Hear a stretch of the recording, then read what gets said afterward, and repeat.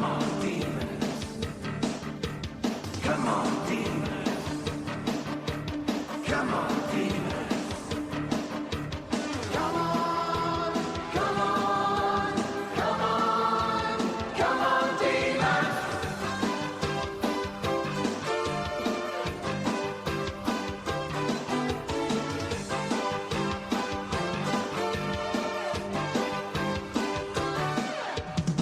I've got this feeling.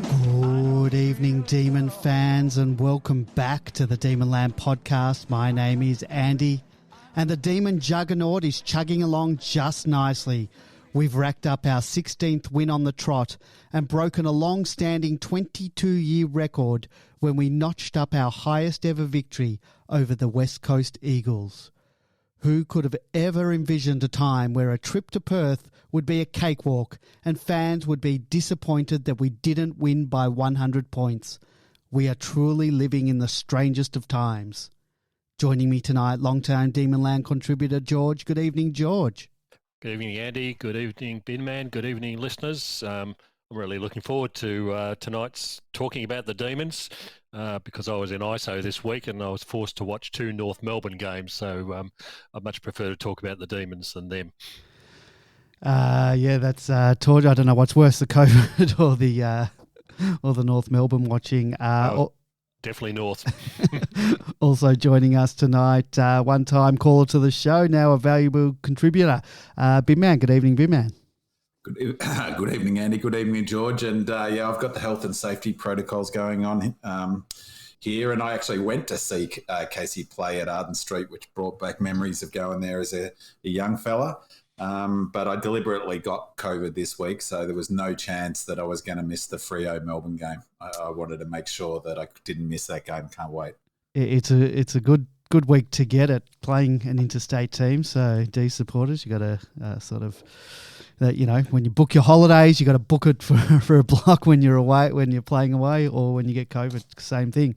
If anyone would like to call into the show tonight to discuss any of the topics we're talking about, give us a call 03 9016 3666 or Skype us Demonland31. If you call in, I'll pick up the line on mute, so just wait till we're ready. We'll bring you on.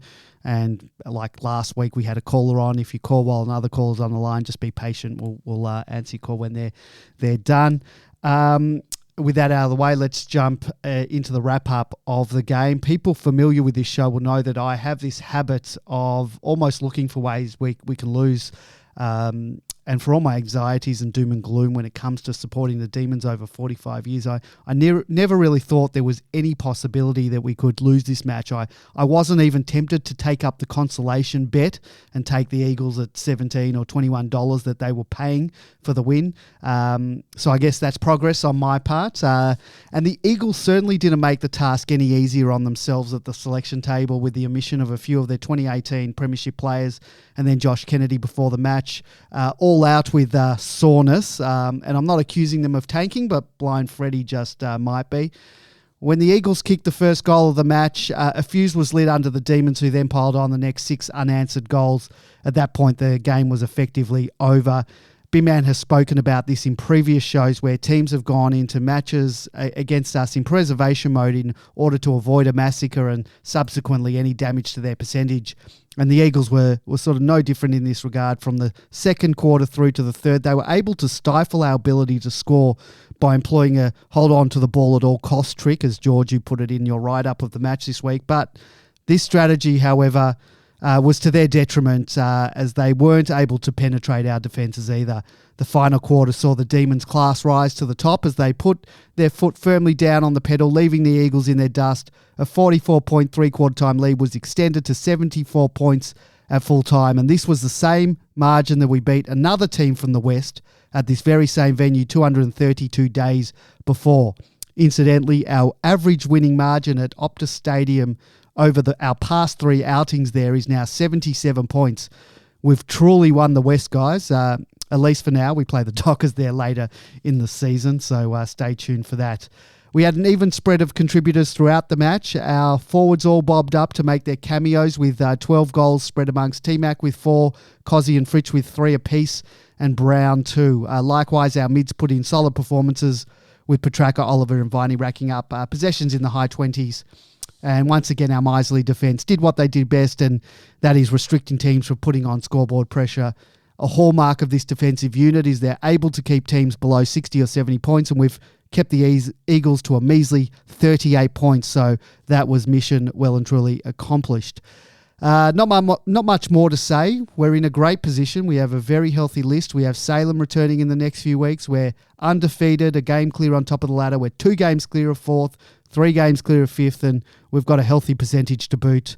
We have the opportunity in the next few weeks to put more of a gap between us and our competition. Now, before we move on to tactical talk, is there any other general comments you guys want to make? I'll start with you, George, and then B-Man, you can jump in with your 2 cents. Not much more to add to that, Andy. I think it was good that we got a slight percentage booster, because I think most Melbourne supporters would have realised if we actually lost this game or lost a game, we would have dropped almost 2 positions on the ladder because of Brisbane and Fremantle's percentages. But Fremantle lost a game as well, so that's alleviated a bit of that problem. But it's just nice when you're getting to that point where you might be fighting for a top 2 position to have that little bit of extra up your sleeve, apart from the 1 game in the bank that we've got. But yeah, it was a pretty even game all round by the side.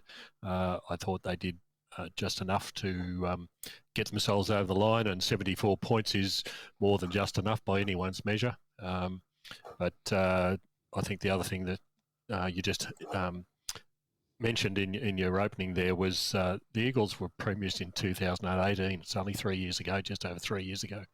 And the cliff comes very, very quickly for some clubs, so we better enjoy it while we've got the opportunity. But the coach keeps talking about how hard the competition is, and I think we need to take that on board all the time. That enjoy it while we're winning and while we're doing well, but we've got to keep our eyes on the ball for the long term, and respect the opposition under all circumstances. Yeah, we can't take it for granted. I mean, things can change and turn around. Injuries, you got to make the most of it while you're there, big man. Yeah, I really enjoyed the game, actually, and I thought the Eagles' pressure was really terrific. I thought they approached the game well. They obviously, there's an argument to say they didn't pick their best side. Who knows why they would have, because they were never going to bridge the gap. But I thought it was a really entertaining game, and there were so many positives from a Melbourne perspective, not least of which just the attitude we brought to it. I normally really like Jordan Lewis's commentary, or his comments. Actually, he doesn't do much special comments, and he was actually getting my nerves a little bit in this match, because in that second and third period, he was sort of criticising Melbourne, the implication being, why don't we be more aggressive and go through the corridor, and we're eased off, and, that we'd taken the foot off the throat a little bit, was his implication. And it just struck me as so not Melbourne. I mean, it doesn't matter who we play against. We look to establish a lead. We look to hold them. It wasn't as if we'd gone to sleep. I thought the Eagles were really good pressure right through that game, and they fell in a heap in the last quarter because they ran out of gas. They had players who aren't elite fitness. Their decisions about who to rest, they've clearly not AFL elite standard. That was the biggest factor in the margin in the end. They couldn't go with us. I thought it was a strange sort of perspective from Lewis because, excuse me, that's how we play. I mean, that's how we go about our business. I really enjoyed it, the whole game, and I thought there was a really interesting goal. Our very first goal, it just sort of highlighted to me, and I'll talk to this in the tactics when we talk about systems, but it just highlighted to me how well attuned this team is. If you look at the very first goal and see the vision of it, it's the one where there's a short kick that doesn't make its distance for 15 metres. T-Mac, credit to him, he puts pressure on, forces a turnover. And if you watch it, it's a bit hard to see because a bit frustratingly, the footage of that game was super close all the time. There was hardly any sort of wide vision. But you can just see in the corner of the screen, as soon as that ball goes into dispute, and I think it's Cozzy came in, I can't remember who came in and cleaned it up. It ended up with Nibbler. T-Mac bolted straight towards the goal. It was still in dispute at that point, and he just took off towards the goal. And for me, that was a really telling thing, because it was like, obviously a team rule, but that team rule was based on a complete belief we were going to win that contested ball. And one of the players in that contested ball situation was McGovern, who's probably about the strongest player in the AFL, who would back most times to at least split a contest and throw a ball up. If they'd won that ball, we were out of position because T-Mac had left the area, but he was that confident we were going to get it. And then we did get it. And Nibbler, who's gone up leaps and bounds in his decision-making and finishing, hit him with a perfect pass. And so he got the reward, T-Mac, for the pressure that he put on that forced the turnover. And he also got the reward for the faith in his teammate would win that contested ball. And he took off like a hare towards, T-Mac's version of a hare, towards the goal, got into space and then finished the job. I thought it was a super impressive goal, and just a sign of that we were switched on. And one of the things that was a bit frustrating in that first quarter, you could see the West Coast were trying to get into the corridor, and because the footage is so down on an angle, and the other factor is Jordan Lewis and Kelly Underwood are commentating from Melbourne. So they're only looking at the same vision that we are. And Pavlich made the point that, they were desperately trying to get into the corridor, whilst Kelly Underwood and Lewis were criticising them for not doing that, basically saying that their only chance of scoring against us was attack through the corridor. And Pavlich made the point, who was at the ground, is that we'd completely covered the corridor. So what do? They take a risk and turn it over. They've already given up goals in that quarter through turnovers. It just shows how switched on we were, that we ensured that we completely covered it. I thought actually we took a little while to get going. We were a bit off early doors, I should say. And the other thing that I just as a thought too is the ground seemed to be in shit condition. Oh, yeah. There was lots of slips, lots of fumbles. I was worried that someone was going to hurt himself but yeah, I as a general thing, I really enjoyed the game. Enjoyed our performance, and as I say, credit to West Coast. They never threw in the towel, and they gave a good effort. All of which meant to me, I thought 74 points was a pretty accurate margin. The line in that game was about 62 points, so we covered that. But it just tells me that we're a 12-goal better team than a team that, if you remember last year, we were well up when the Lightning came in. That was round 19, wasn't it? Round 20. And we only beat them by 11 points or something. 9 points, I think, and we were 36 or something. Yeah, so it sort of goes to George's point, really, how quickly it can turn around. I mean, they were in finals contention. If they had to win that game, and they were still in the hunt for finals last year, not even, it's 6 months later, and we're winning by 70-odd points. That's the gulf now between our two footy teams. And I was thrilled that we won by the margin we did, just for no other reason that I didn't have to read on Demon Land that we should have won by 1,000 points, or that 40 points a good team wouldn't beat them by 40 points. So I also wanted to comment on the Eagles crowd. We know that their supporters are perhaps the most entitled in the AFL. They certainly boo the most of any opposition that we've ever witnessed. And based on comments I read on social media, I was staggered to learn that they had thought that they were hard done by the umpires despite winning the free kick count by 7. I thought the umpiring was terrible, and that included them stuffing up the non-50 that probably should have gone against track, and then not awarding the 50 for clear descent against McGovern not 10 seconds later. Add to that, we simply were not awarded for a lot of our tackles, yet every tackle they seemed to lay was deemed holding the ball or dropping the ball. And, the Eagles fans felt that they were hard done by, so poor them. It was a bit. Yeah, the umpires, even when we're doing all right with the umpires, Andy, it still is a bugbear. They've been the good the last few weeks because we've won the free kick count. But I've quickly realised that winning the free kick count doesn't correlate to actually winning a game of football. Yeah, well, back in the day it used to, but that was a proxy. So just one stat that jumped out from me in this game was Frida's kicked multiple goals now 6 times this season. But the thing that it was really interested is recorded, and I'm not quite sure how this is defined, but it recorded a scoreboard impact of 18.1 points per game since the start of last season, which is number 1 at the D's. which is impressive, isn't it? Just goes to show how important he is. And he's a if it's possible, he's a player who could fly under the radar, despite the fact he kicked the most goals in the AFL last season. And not just that, even in games, he can fly under the radar. He can not do anything for 3 quarters and bob up in the last, and all of a sudden he's got 3 goals. Yeah, takes his chances. And I'll take that any time. Like, I'm happy. Look, obviously, you want him to be contributing all game, but if he's going to bob up and kick 3, happy with that. Let's go into tactics. Tonight's tactic talk. B-Man, you wanted to discuss systems for tactics, so take it away. Just before I do, George, you wanted to add something? Sorry, George. I just thought it was amazing that there were only 27,000 people at that game, given that there's a waiting list to even get a seat in that stadium for the West Coast Eagles. So not only with the club fallen off the cliff, but their supporters have fallen off in a big way. Something similar to what we always claimed about Hawthorn, which has also proven to be the case.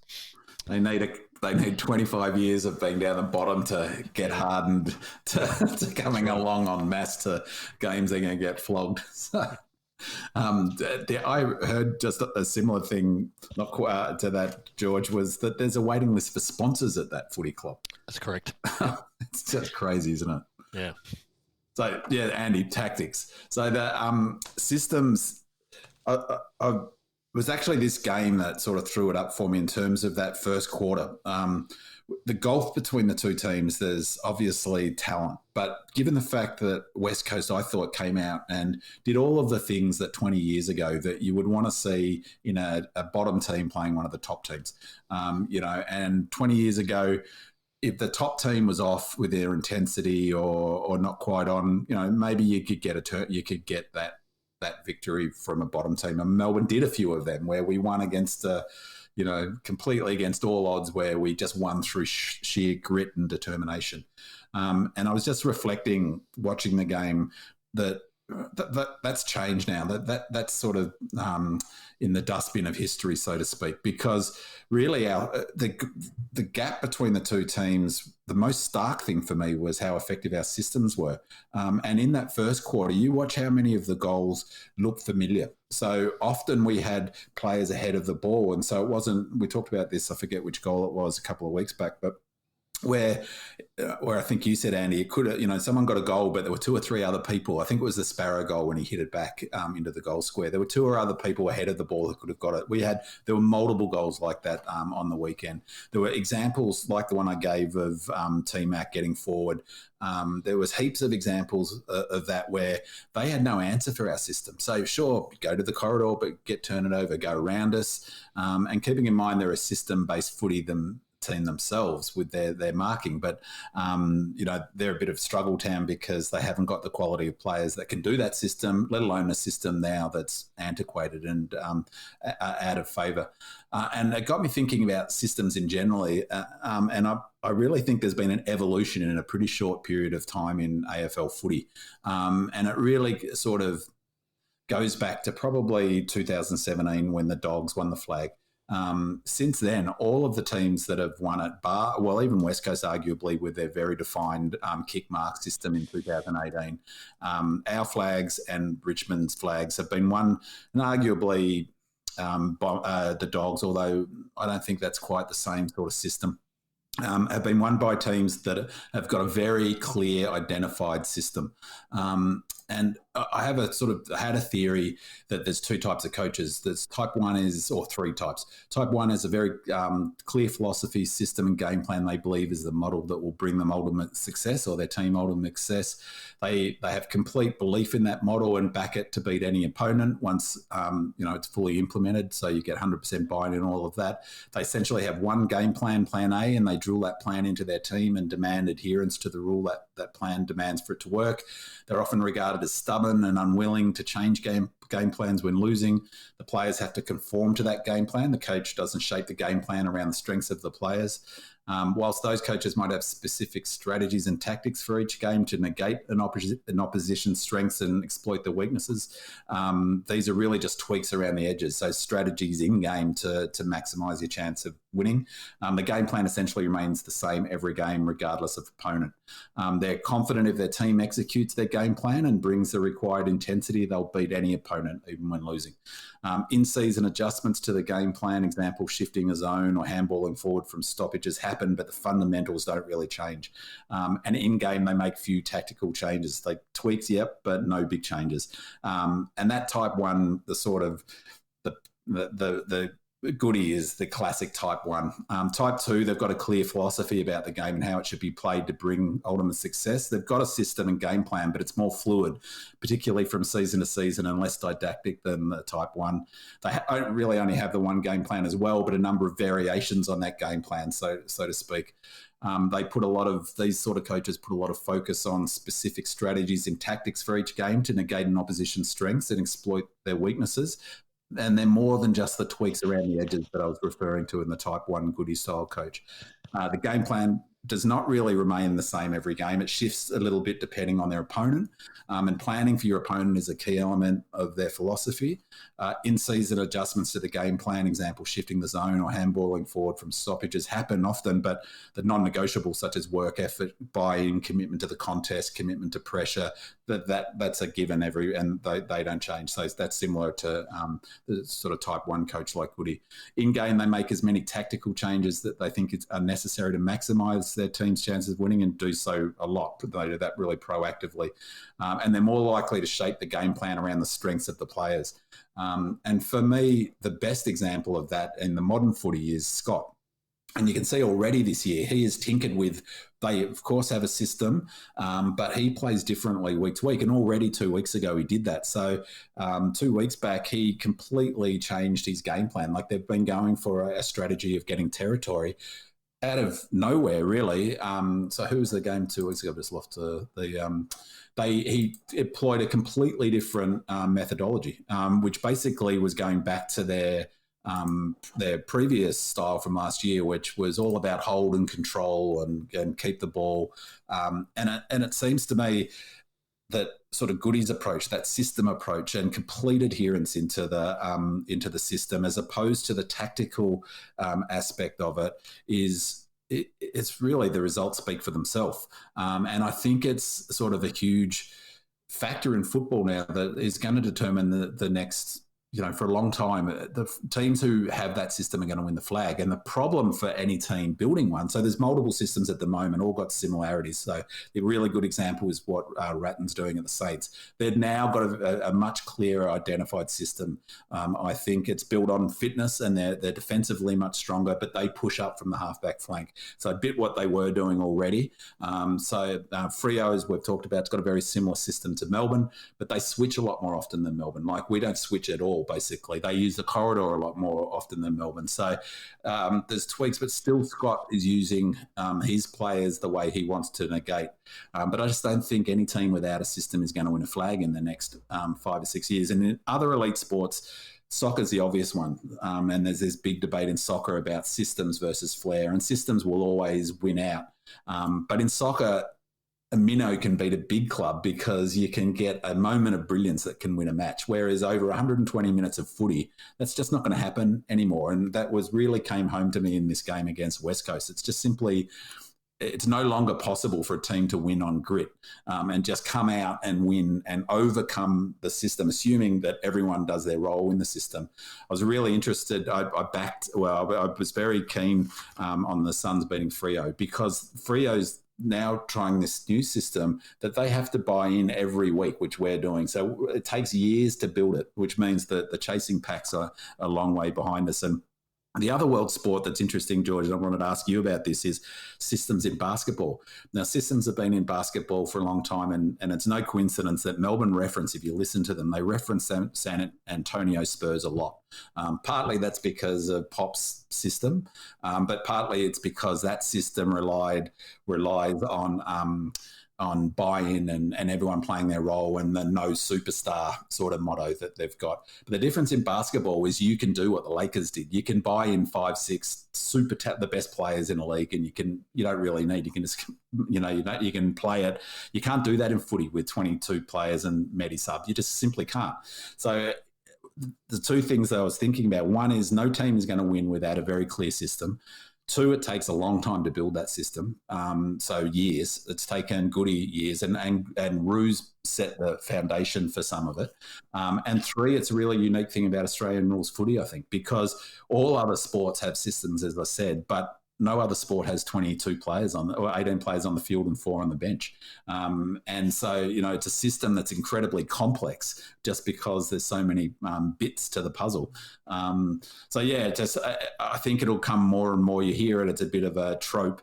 You hear it all the time in the media about systems, but I think it's now time for the commentators to move beyond just noting Richmond's system and Melbourne's system, and the conversation to begin about, well, is that model of having systems now for footy? Has it evolved to its sort of endpoint, and now the change will be to the system? Someone will come along and find a way to beat Melbourne, but only if they've got a system that beats our system. And of course, we've got incredible players and all of those elements as well. So you need a combination of a good system and really good players. But yeah, I just think it's a really interesting point in the evolution of footy.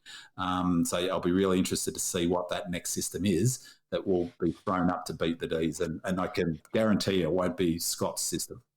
It was interesting. Did you see AFL 360 this week, where David King did some research about the rebuild of Melbourne and Brisbane compared to what was going on, north, where he's got an interest. But basically, he was saying the Melbourne and Brisbane rebuilds have taken 8 to 9, even 10 years to get to where we are at the moment. Yeah. And I think which throws up an interesting point, George, doesn't it? Because how does that fly with equalisation? I mean, I think that conversation was in the context of what North Melbourne will have to do, wasn't it? Yeah, that's correct. Yeah. So if Noble doesn't get his system in place now, then they're in trouble. It's the same thing that happened with Bolton. Bolton had a system and it wasn't working, but how do you turn that course around? And that's the issue, is that, the talk about Clarko coming back like the Messiah, sure, but he has to come back with a system that works in modern footy. I mean, you can't coach by flair and your own stint of your own sort of aura.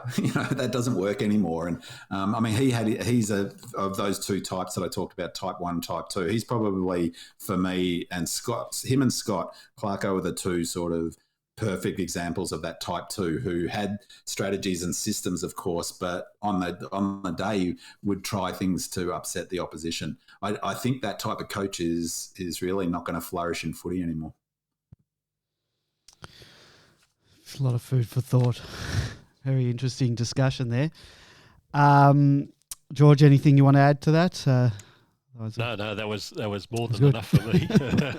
So, I think the good thing to take away from that is that the systems-based approach is definitely proven. I mean, as Binman just said, you've got to look at the last premiers over the last 5 or 6 years to realise that is definitely the case. It's not an individual effort like it used to be in the past, where you get a couple of brilliant players together and let them run, they'll win you a premiership. So, but the good thing for Melbourne supporters and the people listening to this, no doubt, is we've got these systems in place. They take a long time to build, and so the chances that we're going to get challenged by anything other than probably, at the moment, a Brisbane or a Fremantle is not realistic. The teams just don't have those systems in place that we've taken 5 and 6 years to put together. And it's no guarantee either that it's going to be like our system is going to be the one that's going to be dominant. So that's what I find interesting, because someone will have to come up with a new system. It's not just a new bunch of strategies bolted together to beat Melbourne. You need a new system. And using, George, the example of the Spurs, is that there was a period there that everyone was just in raptures about their system as if it was some magic sort of bullet, because they were so successful for like a 12-year period or a 10-year period. But they haven't won diddly squat for the last 5 or 6 years. So the pop system's got its limitations, obviously, and a new system has to be developed. All right, let's move on. Each week we all take a positive and an improvement from the week. And this week my positive is last year's grand final sub in James Jordan. I was very impressed with the development and improvements that James had made to his game last season. He was a starting player for most of the premiership year, and it wasn't until late in the season that Tommy Sparrow took his place, forcing James to the role of the sub. And we all felt for James when he was the sub in the grand final, and they understandably were unable to get him out onto field. So this season it's been really, really satisfying to witness James take the opportunity of Christian Salem's absence, which has forced Gus into defence and therefore given Jordan the chance to make the other wing his own. And for the second time this year, I reckon that Jordan played his best game for the club. This time, the last time it was against the Power, and similarly this week he's also racked up 27 possessions. In the past, we haven't had much success in trying to turn a mid into a winger, but I think we've succeeded at that in the last 2 goes that we've had. We talked last week about what happens to Gus when Salem returns, but I think we have another conundrum on our hands when Salo inevitably returns soon, and that is what happens to Jordan, particularly if Gus moves back onto the wing, because James has been very strong there, and it's a good problem to have. I don't envy the selectors, and I feel for whoever has to make way from the team. So, James Jordan, guys, what do we do? Do you reckon Gus will find another position in defence, or is Gus going to move back to the wing? What happens to Jordan? I don't think anything's going to happen to Jordan, quite frankly. He's well and truly ensconced in the side. But I think this is the beauty when we look back at this season and look back at this in a couple of years' time, the development of these sort of players in different roles. All of a sudden we've got, Angus Brayshaw is the perfect example. Started out as a mid, moved to a wing, now he's down in defence. He can cover all 3 roles. And I think what we're seeing is James Jordan doing the same sort of thing. Initially thought to be a midfielder. They've moved him down to wing. In this game, you seem to be playing off that half-back flank role a lot, getting lots and lots of possessions. It's fantastic, the development of these players in the side, and he's just another string to the bow and another problem for opposition to try and counter, because if one of the soldiers goes down, we've got another one to replace them straight away. So, Exactly. But he played definitely his best game that I've seen for him for the club in this one. It was fabulous to watch. And he's, speaking of systems, I can see why Goody loves him, because if you think back last year, the different roles he played inside mid when Viney went out of the team. He slotted back to that sort of quasi half-back role wing half-back wing, played half-back, similar role to what Gus played last season.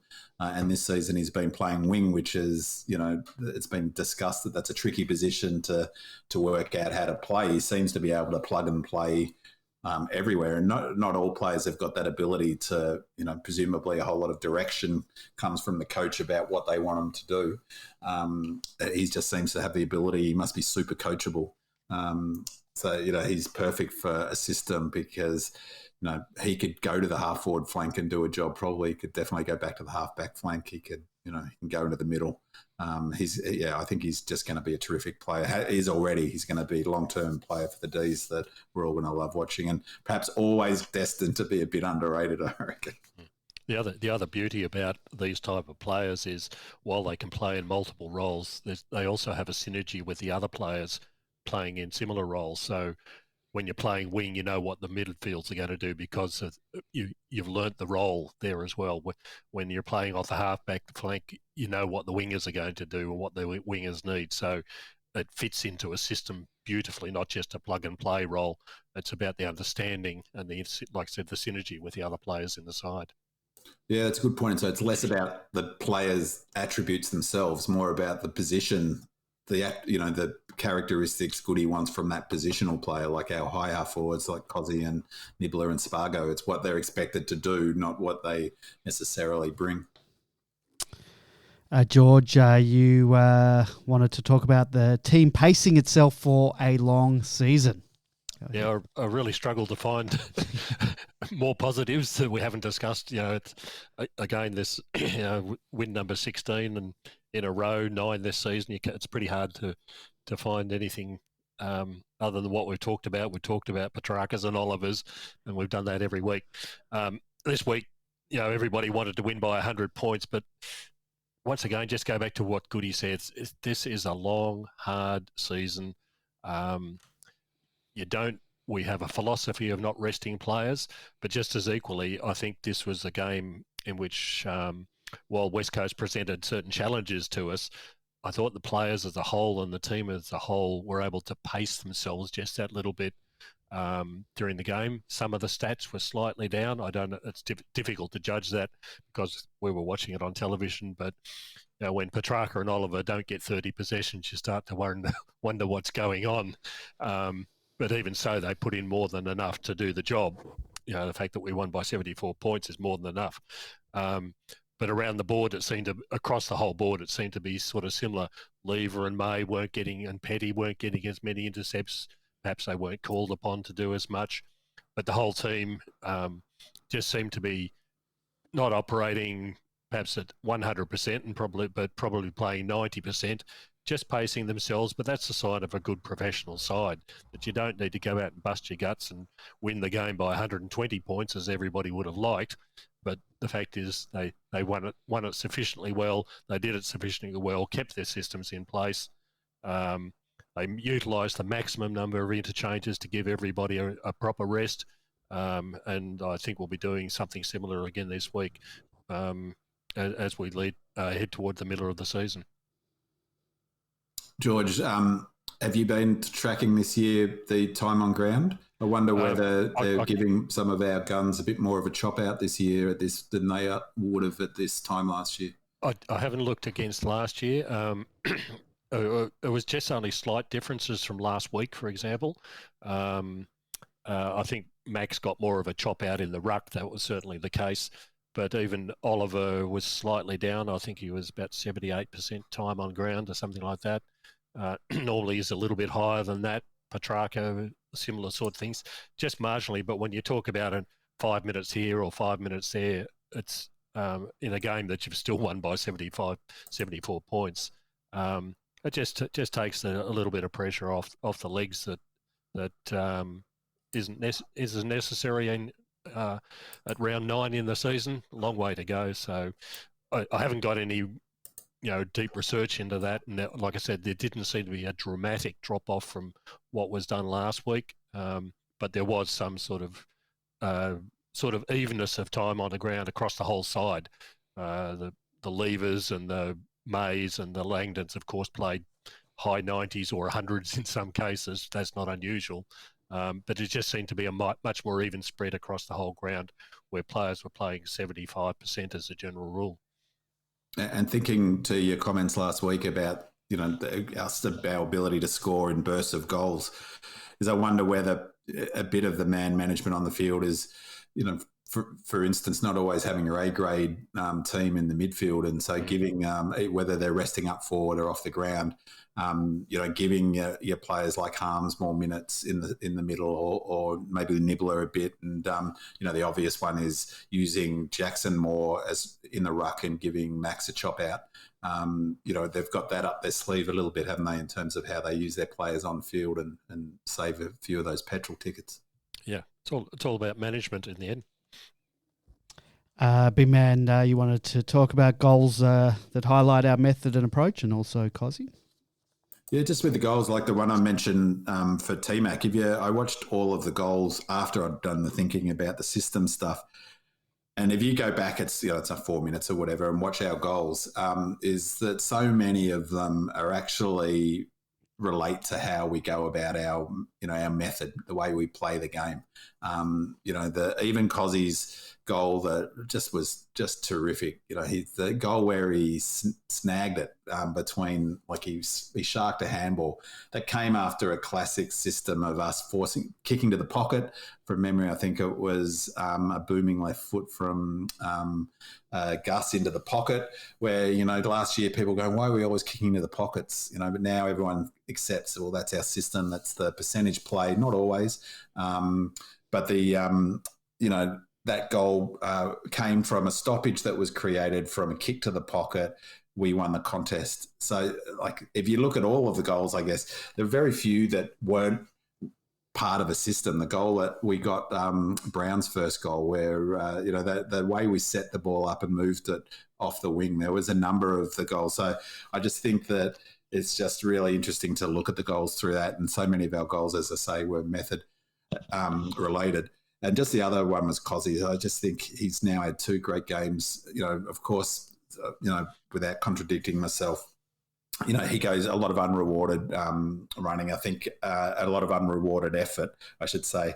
And Goody's clear about the importance that their KPI is not goals; it's about role. So it's not even possession. He made that very clear about Langdon. Last week or 2 weeks back. But it's great to see him kick that sort of goal, and he's just a unique footballer, and he's such a clever player. If you watch him, he was involved. So was Nibbler. The first 3 goals were brilliant because all 3 of them involved Nibbler and Cozzy in the scoring chain. So to have 2 of your high half forwards involved in our first 3 scoring goals was fantastic. And all 3 examples, both Nibbler and Cozzy were really smart bits of footy play. But if you watch them again, those first 3 goals, and watch what Cozzy does, he's just got some sort of skill that I can, he's one of the most skilled players that I can ever recall playing for the D's. And that's, where that puts him in the, his future, I don't know, but just on raw talent, the best example of it was his brilliant way that he jumped vertically and avoided getting smashed in a marking contest, dragged it to ground and created yet another goal. I don't know what his score assist and were his score involvements, but I'm guessing it was pretty high in this game. We had Cozzy 10, Spargo 9, Nibbler 7, and score involvements. There you go. Cozzy 10. What was it? Nibbler 9? No, Nibbler was 7, Spargo 9. Oh, really? I would have had them probably the other way around, but there you go. Do you think Ed Langdon was upset he didn't get that goal from Cozzy? He looked at his body language looked a bit like it, didn't it? But I want to see that. I mean, surely you don't expect him to give that one up. No, let Cozzy kick it into the 4th level of the stadium. That was fantastic. But poor old Ed sort of looked like, well, I've run all this way down here. Surely he can help me out a bit here. I'd love to see a close-up photo of his face, because he looked definitely a little bit sort of, I don't know. He wasn't thrilled, I don't think, that he didn't get the handball. I said last week, the one thing I wanted to start seeing more of again, like we saw last year from Cozzy, was hitting the scoreboard, and he's done that 2 weeks in a row. So I'm wrapped. I mean, we've spoken about how good he is defensively, and that's continued, but I wanted to start seeing the goals ramp up again, and it started again. So let's see more of that. It's beautiful.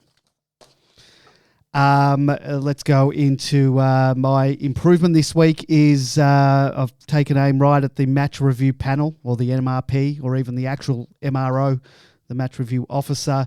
We were told that the head was sacrosanct, and that any significant contact to the head would be punished. Anybody familiar with the MRP would know that consistency from week to week or from incident to incident is not their strong suit. No-name players seem to get made an example of, and Brownlow fancies walk free. This week we saw 2 incidents: a reckless, overzealous tackle by Cade Chandler and an off-the-ball head-high bump by Liam Ryan. Chandler has been given 2 weeks, Ryan only the 1. I'll make my contention here clear. If the head is sacrosanct and intent is irrelevant, then the issue isn't the Chandler decision, it is the Ryan decision. I don't believe that Chandler's intent was to harm, but the fact is the tackle had the potential to cause harm, and it did cause that harm, and it means I'll accept the 2 weeks in his case. But there is no argument in regards to the intent with the Ryan bump on Jake Bowie. Ryan's intent was to harm Bowie.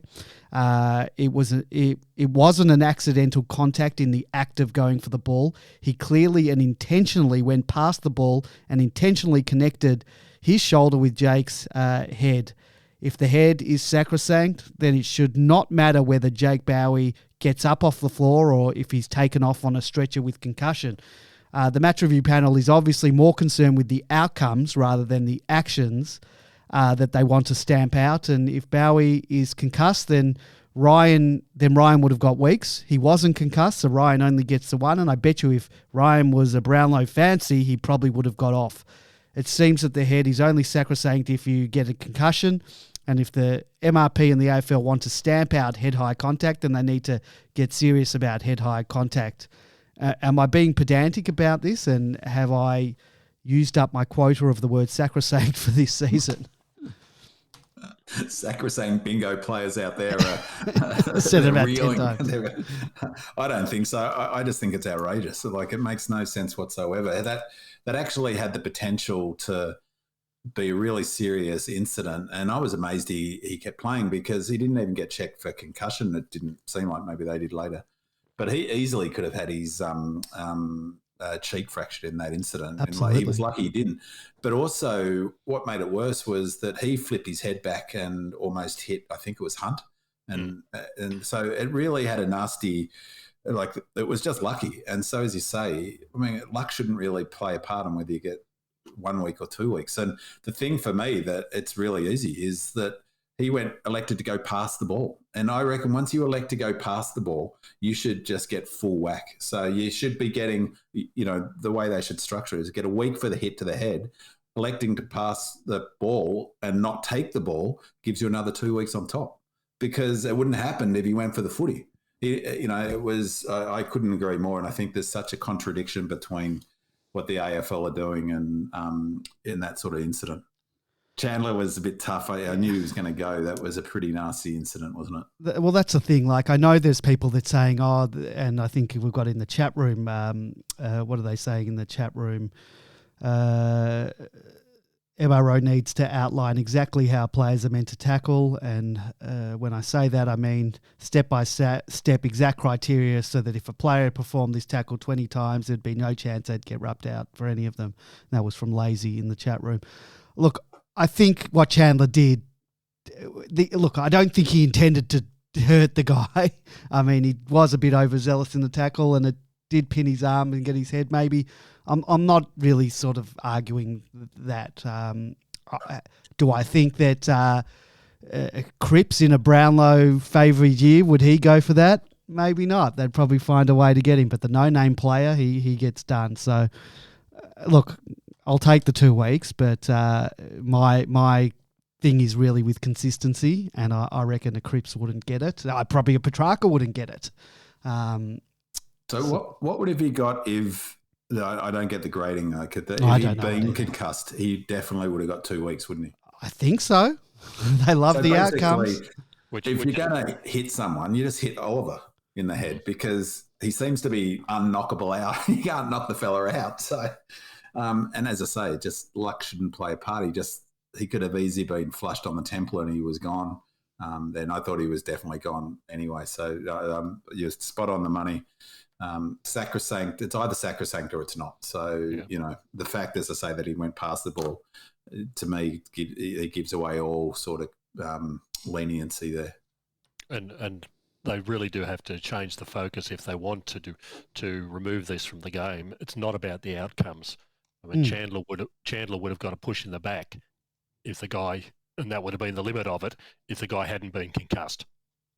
Yeah, if he hadn't been concussed, I don't think he would have gone to the MRO. Exactly. They have brought in the rule change, I think, in terms of potential to do harm. Yeah, but That's where that was. But even applying that logic Well, to that's- the Bowie incident, Exactly.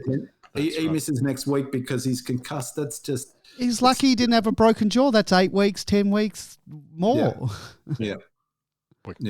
out of the game. it's frustrating, like you said, with the messages coming from the AFL hierarchy compared to what the reality is of the way these incidents are being assessed is chalk and cheese at the moment, and they'll have further issues around this unless they do something seriously about addressing exactly that problem. On a pretty unrelated note, but I found it frustrating anyway, is that the thing with Parker in Sydney and these stupid bloody sort of, I don't know what he was doing to wind up Dylan Shields, is the focus after that was all on the fact, the comments by Lloyd that Shields should have lined up Parker at the very next centre bounce and cleaned him up. And I didn't hear one commentator or footy person push back against that narrative. In fact, quite the opposite. Even Waitler, who's been banging on about this topic, about the sacrosanct, there you go, bingo players of the head.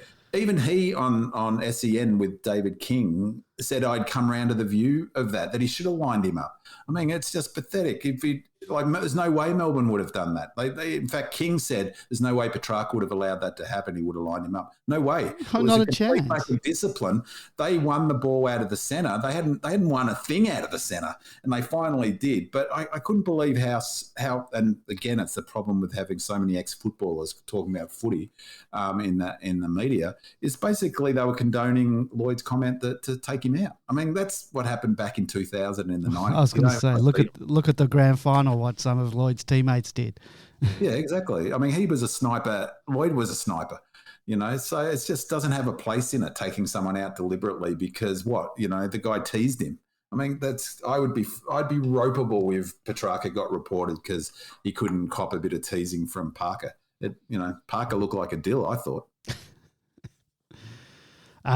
George, you wanted to talk about Hunt, but last week Bin Man was praising Hunt, claiming we've found a man to take the small, quick forwards in a more defensive role, and this week you've got him down for an improvement. Can you please explain?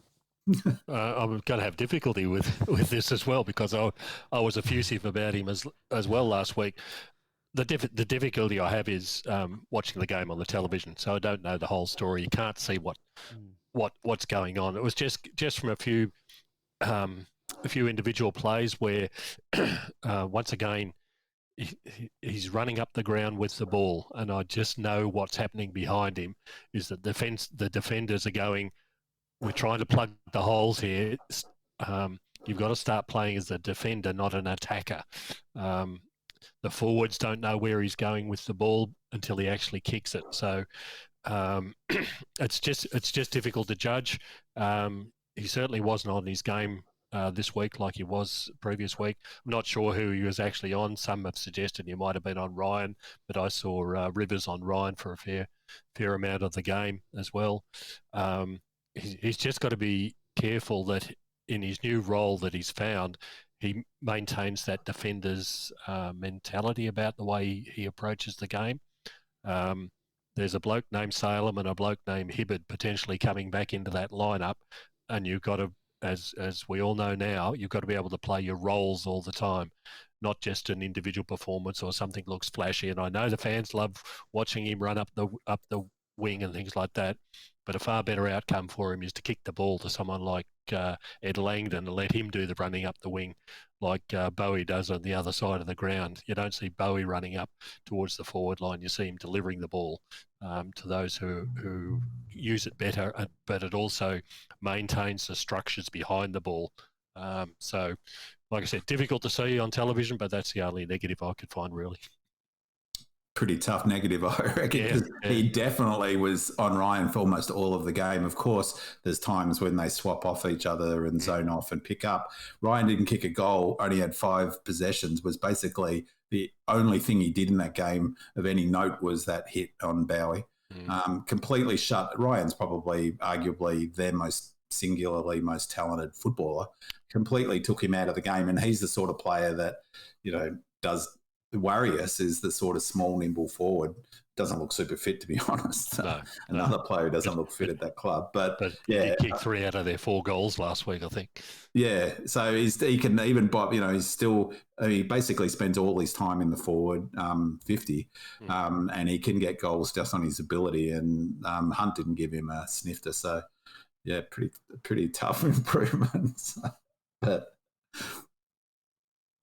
B-Man, you wanted to talk about first quarters, and B-Man, as we were noting earlier today, you've tried to sneak in another positive under the guise of an improvement. What's this all about? Well, it is being a bit cheeky on the improvements, but just like George, I was struggling to find one. And if you remember back this time of year, I actually went back and had a look. So it's funny how the mind works. So if you'd asked me how many first quarters did we win in our first 9 games, I would have guessed only a couple, but it was actually 5-4. So we lost 5 first quarters last year. and won the 4. But we won 2 of the first 3. So we were going all right. But it was 5 lost quarters to 4 in the first 9 games. And we've only lost the 1 so far. So a huge improvement. Which one? Which one did we lose this year? The Hawks game, and by just a point or whatever. So it was really just a sort of reflection of thinking, well, they've come in, that would have been a clear focus of them, because in the second half of the season, they didn't lose any, basically. I think I remember hearing that in our 16 against Hawks, that was the first time we'd lost the first quarter in any of those wins that we'd had. So of the 16 wins we've put together, we've won the first quarter 15 times. And I just thought it was a really interesting, improvement for a club who won the premiership, is clearly the best team in the AFL. Always, as Goody's talking about, is looking for ways to improve. Our first quarters was one area compared to this time last year that we could definitely improve. 5-4 is unusual, probably, in winning that many games, to be behind on that sort of ledger. So that is really impressive that they've done that. But I'll thank Star in the 80s for giving me a proper improvement, because it is one that I actually thought about and it had completely escaped my mind, which I'll blame COVID on. Is Tracks kicking for goal. It's a bloody nightmare, isn't it? So Star in the 80s in the chat room, I'm all on board. And it really, in some respects, the fact that we're travelling so well, if we weren't, we'd be super frustrated with him, because I don't expect him to kick any goals from set shots anymore. It's got worse. It's got progressively worse, and it will come back, it'll haunt us at some stage. We'll lose a match because he's missed a set shot. I don't know whether it's psychological or he's lost his technique, but I so much prefer him. That goal that he kicked when he had the handball receive on the run from Nibbler, I'd take him. If he was kicking for my life, I'd say play on, please, Track. Don't take a set shot. It's a real problem, and it's funny because it probably takes him almost right to the very top if he starts nailing his set shots, doesn't it? It was 2 goals, 4. He could have had easily 5 goals. Yeah. So now it's a good thing where we're at the 2 best players in the AFL, or 3 best, are all at Melbourne. And maybe he would be number 1 of those 3 if he kicks straighter. I can give you another free improvement, and that's the commentators. I thought one of the comments by Kelly Underwood, and I know that a lot of the hate she receives online is usually from misogynists, but she said an absolute, made a real doozy by saying that Luke Jackson was auditioning for West Coast. I think West Coast were auditioning for him and they failed. Well, I had to laugh though with that comment. It's like, in a game against a team that's tanking in round 9 against the Premiers, it's not really much of an audition. What he thrashes them and does super well against that team. It's like, yeah, that was kind of weird. And surely he'd go to Freo, wouldn't he? Anyway, not West Coast. You would think so, but there's we need to be compensated. I don't know what's Freo got. Yeah, and Kelly Underwood's desire to get alliteration into everything, the pick a pocket in the picket. Yeah, she must have because she does it all the time. If you watch enough footy, she must have a list of things to say for each particular player, because she must practice it, because she rolls them off every time. It's a bit annoying.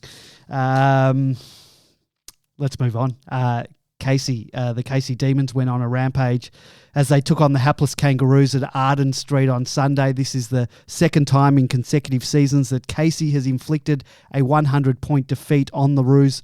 Despite Casey only having 13 AFL-listed players, rookie Jacob Van Rooyen and Sam Wiedemann both kicked 6 goals too. Bailey Laurie's kicked 4 goals, and Luke Dunstan has had 31 disposals and kicked 3 goals himself. Bin Man, you were at the game, and George, you watched it online, so both of you witnessed this mauling. Was there anything D's fans can take out of such a drubbing? Bin Man, you were the man on the spot, so I'll go to you first. Yeah, I won. It was a bit like the West Coast game. I really, really enjoyed going to the game, and it brought back a lot of memories going to Arden Street. The ground was in magnificent condition. You wouldn't believe how good the deck was. maybe you couldn't see on the television, although all the trees around the ground it was howling. But we had one of those situations though. It was completely. It would have been going 40, 50 knots in the third quarter, then it eased right off in the last quarter. So if it looked on television like we were kicking super strongly into the wind, it dropped. I reckon it dropped by half in that last quarter. So you got to like it when the wind follows you a little bit, or at least drops. I thought there were some real positives. Dunstan was starred. A negative is that I went at the game. I moved from end to end, and I really watched Van Rooyen and Weed closely. But at the end, I was standing on just behind there on the where the bench was, and he had his calf iced up, and he was in. Oh, so, really? I'm not sure if he's listed in the injuries, but he Don't believe so. definitely had it iced up, and he was off the ground for the last 10 minutes. But he was terrific. I thought Weed was really good. His contest was fantastic. And it was interesting watching live and close, because I was on the boundary for most of it. I got a theory with Weed. Is often I've thought he's not strong enough in the one-to-one contests, where he gets pushed under the ball a bit, and Van Rooyen was the opposite. But I reckon he kicked a fantastic goal out of the ruck where it was all strength. And I wonder whether partly it is that he just misjudges slightly the drop of the ball in those one-on-one contests, because he took a fantastic pack mark on the lead. He just seems to be so much more comfortable leading out at the footy. And it was a fantastic mark, and he went back and kicked it. But a few times where the ball was coming in one-on-one, and it was one of those situations where he was wrestling, the North defender read it a little bit better. And so it seemed like he was not strong enough to hold his position, but it was more that he wasn't reading it as well. And Van Rooyen was the opposite. But I thought Weed had a really good game. And up close, he was really vocal, really supportive of his teammates. He was really, him and Van Rooyen were together a lot. And, his contest was good. His kicking for goal was good. Best game I've seen Weed play at any level for a long time, I thought. Van Rooyen looks a complete star. Just love the way he goes about it. I've said enough about him previously, but to be there live and watch him, he's a kid he just wants the footy, and he was really intense. Again, though, he didn't shade Weed in that too badly. Weed's intensity was really good. Bedford was all class. Looks a cut above. I'd be surprised if Harms is injured. He doesn't come back in. The one question mark I had, to be honest, was I didn't think Tomlinson's body language was fantastic. He didn't have much work to do. The ball was up our end for a big part of the game, but you're close, you hear what they're saying. You could go into the huddle at quarter time and three-quarter time, and maybe I'm being a bit tough, and it's a tough gig to go back to the VFL level. But unlike Weed, whose body language and voice was super positive, and same with Dunstan. Dunstan's attitude, and Bedford for that matter, it was all, it made it even more notable how quiet Tomlinson was, and how he made a couple of bad mistakes too. He got run down tackle, and it was a bit of a situation. I don't know if you recall that one, George, but he got run down, and to be honest, I was like, what are you doing? Kick the ball. He took way too long to get rid of it, and it was a bit like disrespecting his opponents. It felt like, maybe I'm reading a bit too much into it, but I did notice, and I love KC from Casey's write-ups of the games, of the VFL games. He wasn't in the best, which I thought was interesting, and sort of, I guess, it lined up with what my thoughts were about him. But yeah, it was just a slight question mark. Maybe I'm being a bit tough. The other query I had is, I don't know where Melksham was. Did he go to Perth? He went to Perth. Right, okay. So, yeah, I thought it was Majak Dawes a cut above. He could play AFL footy. One thought I did have is White is a star, and I was just reflecting, there's some pretty good players playing at Casey who aren't VFL players, and White, he played for Melbourne for a while, didn't he? I'm not making that up. And Munro lesser so, but White did something super classy at one point. I thought, well, they've got to be pretty good to get to AFL level, just to get a game at AFL level, when you've got players like White who can't make an AFL career out of it, who's still driven to play footy. He was terrific. White was fantastic, playing midfield and forward, predominantly midfield, big-bodied midfield as well. The other interesting thing I thought from that game was the two best players probably for the other side, in Marty Hoare and Dom Tyson, were ex-Melbourne players as well. There wasn't a great deal of talent other than that. But yeah, really impressed with Dorr. He was completely dominant in the ruck. And like you said, if he's the break glass in event of, he will fit in very, very easily into the senior side should he be called upon. It was difficult to judge in a game where there was 47 scoring shots to 17 and hitouts were 71 to 19. It's just incredible. So that tells you the dominance that Dorr had in the game. Yeah, Jacob Van Rooyen we've talked about. It's only his 8th game for the club, and he is seriously showing the talent that he's got. He's got to show it for a little bit longer, but at the end of the day, 6 goals too. You can't expect too much more of a 19-year-old kid. He's got some moves which I think are going to excite us a lot in the game. The one laugh I had in the game was, and it's on the replays if you choose to have a look at it, it's on the AFL site, it was in the 3rd quarter, about 7 minutes in. Toby Bedford was in a marking contest on the wing, and the other opponent stood on his foot. So he was called to stand, but he couldn't stand. Yeah. So he's bouncing around on one leg and got a 50-metre penalty paid against him. Yeah. Because he didn't stand. The poor bloke can't take a trick anywhere, sort of thing. But he, like Ben Man said, he was a class above in terms of his work around the ground. Him and Dunstan. Dunstan was fantastic. 31 disposals, 22 to half time, and 3 goals to half time. But Bailey Laurie as well, 4 goals in the second half. You know, it just shows you the gulf of difference between the two sides. But we've got a couple of players in this side who, sadly, and I've alluded to this before, I just don't know how they're going to get into the seniors side the way with the roles that they're playing. You know, how do you get Bailey Laurie into the mids in the senior side? Pretty hard to see. So, he's got time on his side, I guess, a little bit, but yeah, I mean, yeah. Rosman played all right too. Not that he Yeah. and he's an interesting one in playing him as that sort of tall defender. It was good to see Marty Hoare and playing. It was a surprise. I'd forgotten that he was playing for the Roos. So I thought I recognised that fella. He was on weed for most of a big part of the game. If you want to see, there's on Demonland, there's someone who posts YouTube clips or a YouTube channel. I think that's what you call it. Is the Mighty Demons, and they've got some of the highlights on one of the threads of Van Rooyen's all 6 goals or his highlights of the game. So if you want to check them out, it's like it's really exciting. But it's also got Weed's goal up there, and as I said, I thought Weed. It's the best game I've seen him play, and really, really liked his attitude.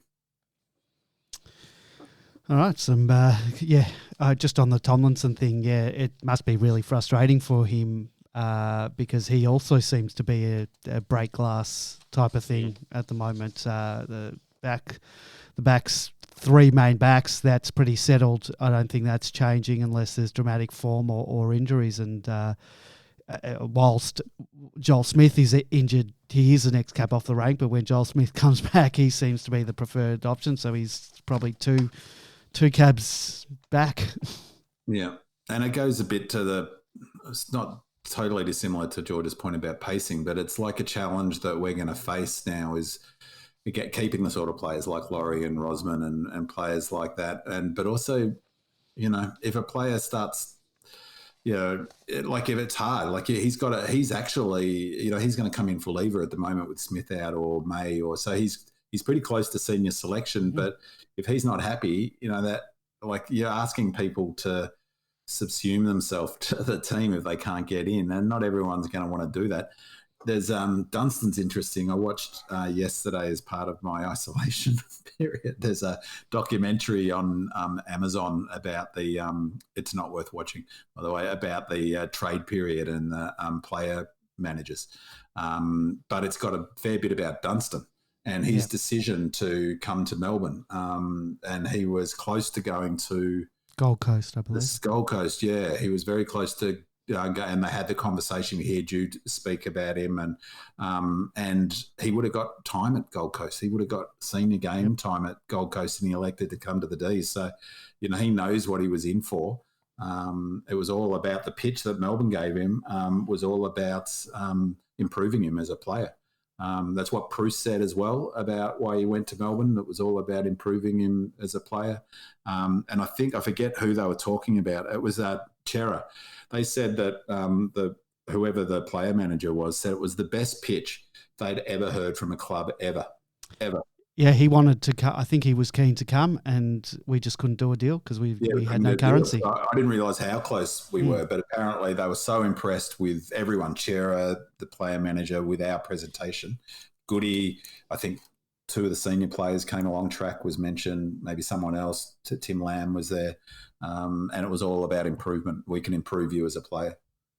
Unfortunately, we just didn't have the currency. So, or fortunately, yeah. I mean, it would have. Well, I'd take him. He's pretty player. I mean, we imagine the conversation to be having if he couldn't be. I really really like Dunstan, but at the moment he's got to play in the twos. I don't think you could have Chera playing in the twos. You'd have to have him in the two. But that would be an interesting conversation. Who goes out for him? But anyway, well, talking about Dunstan, we've got the ins and outs, and with James Harmes facing a stint on the sideline. I think the injury report today said 2 to 3 weeks. He's got hamstring injury. By the way, Dunstan wasn't on the list today, so and I don't think they would hide that. And with Kate Chandler being forced out due to suspension. And we know Goody doesn't do much tinkering to a winning lineup. The only changes I can foresee, if Luke Dunstan isn't injured, is Dunstan coming in for Harmes, Bedford coming in to replace Chandler, which most likely would have happened anyway. We posited last week that Bedford would have the week off at Casey so that he could play due to Casey not having a game this current week. So he would have replaced Chandler this week anyway, I would have thought. Do you guys think we'll do anything different, George? I think it all depends on the nature of the injury or non-injury to Dunstan. If it's just a bruise, and they've been icing it for that reason, there was no reason in that game to play out the game for him if he was slightly hurt. So Dunstan would be the logical to come in. Bedford replaces Chandler pretty easily. I can't see anything else beyond that. If Dunstan is injured, then Bailey Laurie is the possible to put the hands up. So I can't see anyone but Bedford coming in. But you've got to go back to what Goody does. Yeah, but he'll come in regardless because of Chandler. No, forgetting the Medi stuff. Chandler he'll come into the 22. Bedford will replace Harmes. He can play high half forward is the position Harmes is playing. He can play midfield. He was at Casey. He's probably be doing a 40-60 split midfield forward. So he can take the minutes that that Harmes would have taken in the middle. He's got the tank. He's got a similar tank to Harmes. Speaking of this documentary, it was clear what Dunstan was brought to the club for was as an inside mid. Harmes isn't an inside mid. I mean, he plays inside at times, but that's not really his role. So on 2 levels, I can't see anyone but Bedford coming straight in. I think Dunstan, actually, if he's fit, will be the Medi sub as a reward for his performance.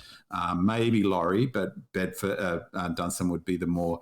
But just look at Goody's history. He's like the next cab off the rank for a senior team selection is Bedford. And Bedford will get that slot, I reckon. Who did Dunstan replace last time? Was that Viney when Viney was out? Viney, yeah. So there's your inside mid. When Viney came back, but we had the COVID outs that week. Yeah. So and Dunstan could come in. The funny thing about that documentary was he was joking about playing. He's not a forward. The player manager said to him, "Well, you're not a forward." He said, "Well, that's where St Kilda were playing me." And so he's not against the ruse. He was just a pure in and under midfielder the whole game. So, Bedford both on that and just history is that the Medi sub goes in. So I'd be really surprised if it's not Bedford. All right, that's ins and outs. Let's turn our attention to our opposition. The Kangaroos are travelling just as well as the Eagles are at the moment. They've only won the 1 game this season, incidentally, against the Eagles. This past week, they faced the Power from Port in Tasmania and they lost by 69 points. George, you had the unenviable task this week of having to watch the Kangaroos twice in 1 week. Their seniors and the reserves lost by a combined 179 points. What can we expect from last year's Wooden Spooners? This should be a short section since there's not going to be much opposition from what I saw. Look, honestly, they're in serious troubles. North Melbourne, they've got very few players that are capable of, I'll say it, of getting to or being at AFL standard. They're playing draftees in their firsts.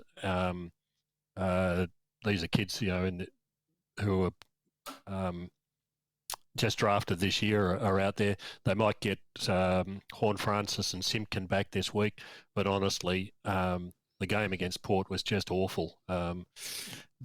Goldstein was probably one of their best players on the ground. Larkey and Zerha up forward are their only real targets, and they were well held by the Port backline. Goldstein was up against a fifth gamer, Ruck, who got more hit-outs than what he did during the game, which was just incredible.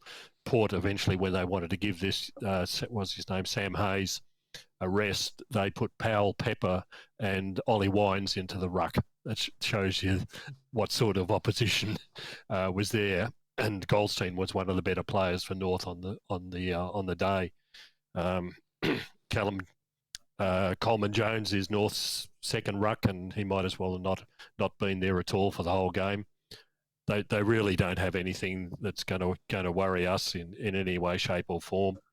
There's, like I said, just these few players like the Larkies and the Zerhas, and occasionally Zeeble, who's well beyond it now, I think, to worry about. But the rest of their side they've got no structures. They haven't got the talent. They're playing really young kids. Their supporters aren't turning up. I thought there were about 2,000 people turned up for the game in Hobart. I think I heard the ground announcer say that there were 5. The AFL conveniently didn't put the numbers up for the attendance at the game because it was so poor. But why would you want to go and see a game like that in any case? This I'll make a prediction now. This will be worse. The result for North as compared to what the result against the Eagles could have been playing against the premiership side in the competition. Yeah, totally agree. I think West Coast have still got the spine of a premiership team, basically. They had 7 or 8 players who played in that 2018 series, so they've got at least some talent to be able to draw on. And I reckon it's a big problem for the AFL because North, it's a bit like I was saying with the system, is that if you agree with my thesis about the systems, it's a 5-6 year build, but it has to be on an upward trajectory. And if you get the foundation wrong, well, you've got to, if Noble was to leave and a new coach came in, well, that's where it starts again. The foundation has to be, because the system has to be designed by the coach to a large extent. Whereas, it's really hard to work out what their system is, for one thing. But they're super thin on the ground for talent, aren't they? For some reason, his name escapes me every time. What's the number 1 draft pick? Jason Horn-Francis. Is they're in the situation now that Gold Coast were a few years ago, and maybe still are, although I've got a lot of time for where Gold Coast are at the moment. I reckon they're a team on the up, but of where players didn't want to stay there. So they get number 1 draft pick, number 2, and no one wants to be there. How long's he, a player who's so competitive as him, how long's he going to want to stay at North? Well, he's already put contract talks on hold. So is Gus, for that matter. Yeah, but Gus, whatever, he's waiting for the thing. Usually these number 1 draft picks re-sign pretty early into the year. Yeah, and you've got to sell both to the fans, to players, you've got to sell a future. And I mean, Melbourne, it's what, love him or hate him, that's what Roos did, is said, well, here's where we're heading. And PJ said, here's where we're heading, and have faith that we're going to get there. That was always Goody's message. And part of it is you've got to buy in to that faith. And, that's, if you think back to Goody's, all of his discussion about Melbourne fans will be able to go to the footy knowing what they're going to see. You just don't get that with the Roos at the moment. And I 100% think it will be worse. Well, I don't know what worse means, but they only scored 24 points against Freo 2 weeks back. And I can see something similar happening. And harking back to what David King said, that in his analysis of North Melbourne and where they are, this is year one for North Melbourne. Yeah. Uh, Yeah. They're looking at another 8 to 10 years before they can expect the success. Jason Horne-Francis is one pick. You need to get multiple picks and they haven't got any currency now. They've given away the Ben Browns, they've given away their Robbie Tarrants, hoping to get something better, and they still haven't got anything. They need multiple picks high up the draft, and it's going to take 8 to 10 years to achieve it. It's a daunting prospect for them. When you and I saw him, excuse me, Andy, at Casey in the practice game, they looked like kids playing against men, and they had lots of younger players playing. That's how they look now. They got a kid playing for them who barely looks out of school shorts. Pretty high draft pick too. It's a long journey for them, and it's a shame, isn't it? Because I haven't got a lot of time for North. I saw them a lot as a kid, so it was funny going back to Arden Street and thinking about the days of them. I walked through their the sports centre there, which they've got all their trophies. So I had a look at them, the AFL trophy, and it was a flashback to the 70s when they were the team. Them and Hawthorn were the powerhouse of the footy, and they've got their economics apparently doing pretty well. They're not doing too badly economically. St Kilda owe more money than the Roos. But that's nothing if you're not winning games of footy, I guess. Yeah, remarkably, we're playing them at the Docklands for only the 8th time ever. I mean, that just shows how many times we played them in Tasmania. Considering what this 22 years the ground's been going for. We've never beaten them at Docklands either, but it's important to note that the last time we did play them there was 2014. And I can't go because I'm still in isolation, so it's a real pity. I'm going to miss it live. You'll probably be able to hear George and I over on the telly. I don't think they'll get such a crowd there. It'll be tiny. Yeah, it's good, very good of us to help their financial situation. That it is. Before we go tonight, I think it's important to note we had a re-signing today. Charlie Spargo has re-signed until the end of 2025, and it's good to see we've locked another one away. He's been an important cog in the wheel. We don't talk much about Charlie week in, week out. Gave him a bit of a mention when we talked about score involvements, but he is an important cog in the team. So happy to re-sign him. Very, very important. Like you just said, Andy, he is a cog in the wheel, but he is a very important cog. I always love it when the ball's in his hand because I know that it's going to be delivered to someone in a better position than himself. And they look for him. You can see. Is that a cog in the machine or a cog in the wheel? Whatever, I don't know the terminology. I was out of Kelly Underwood's book. Got a bit confused. But that is a good signing, and there's 2 more that we really need to do. But I would say that both of them are waiting for later in the year. I can't see Gus going. Like, for what? He's got his whole life to live in Perth with his brother. Yeah. His family's here. His brother can... Well, let's try and get his brother to have room. That's right. Let's get his brother to Melbourne. That might solve the problem. Can we fit him, Brayshaw, Chera, and other Brayshaw in? All right, guys, I think we'll end the show there. Thank you, George. Thank you, B-Man. And thank you all for listening. We'll be back next week to do it all again. And go Demons. Go Redlegs.